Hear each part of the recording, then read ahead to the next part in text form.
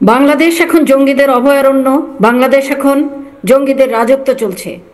এই অবৈধ ইউনূস, সুদী ইউনূস সমস্ত জঙ্গিদেরকে নিয়ে বাংলাদেশ দখল করেছে এবং সমস্ত জেলগুলি ভেঙে জামিনের নামে জবরদস্তি জাস্টিসদের থেকে সিগনেচার নিয়ে, জাজদের থেকে সিগনেচার নিয়ে জঙ্গিদেরকে বের করে দেওয়া হচ্ছে একটা শর্তে, তারা বেরোবে, তারা ভারত বিরোধিতা করবে, তারা আওয়ামী লীগকে হত্যা করবে, ছাত্রলীগকে হত্যা করবে, বঙ্গবন্ধুর সমর্থক মুক্তিযোদ্ধাদের হত্যা করবে।